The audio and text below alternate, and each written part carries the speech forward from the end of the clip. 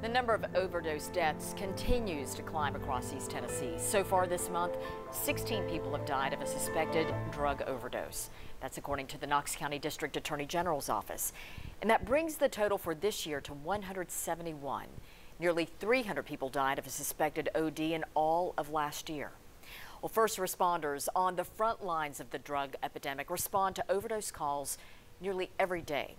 They have saved hundreds of lives using the drug naloxone, and they are subjected to risks on every call. In 2017, the Knoxville Fire Department responded to 686 OD calls. Already this year, they have responded to 274 through the end of May. From speeding through traffic to get to the scene before the person has died to being exposed to the drugs themselves, the drug epidemic poses dangers for first responders, and they say it is getting worse. The number of calls that we run has increased dramatically. It's throughout the city. I mean, it's not in just, the north part of Knoxville. It's not in the east part of Knoxville. It's not in South Knoxville. It's all over the city. First responders say they often respond to overdoses only to find out they have already responded to save the same person before with naloxone.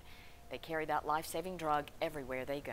That sets the scene right now. 1 year ago, we spoke with a panel of first responders to hear their take on the opioid epidemic, and today we are catching back up with them to talk about whether their response has changed. 10 News reporter Mark Salinger joining us with how you can get involved in this conversation. Mark? Yeah, Robin and John, every day, every call that comes in is a race against time. First responders have about 10 minutes to get to an overdose call before the person is dead. And unfortunately, they've gotten just far too accustomed to responding to these drug overdoses. So I'm joined here with a firefighter from the Knoxville Fire Department, a paramedic with AMR ambulances, and a deputy with the Blount County Sheriff's Office. And I wanted to just ask you really quickly, what are the biggest challenges that you face on the job responding to overdose calls? You often respond to the same person who was overdosed multiple times on multiple days, right?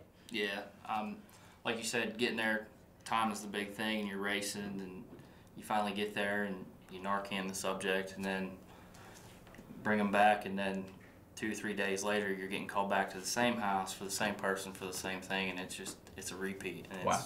It's overwhelming. That's amazing. Well, we're going to continue this conversation over on our Facebook page. We invite you to head over to the WBIR Channel 10 Facebook page and come with any questions that you may have for these first responders. We're going to be answering those for the next couple minutes on our Facebook page. Robin and John, we'll send it back to you. Mark, thanks to you and all of them. And if you or someone you know needs help, we have a list of resources online right now at WBIR.com. Just go to the menu at the top of the screen, click on the Features tab, then scroll down and choose od-epidemic. And tomorrow, you can dispose of prescription medications that you don't need.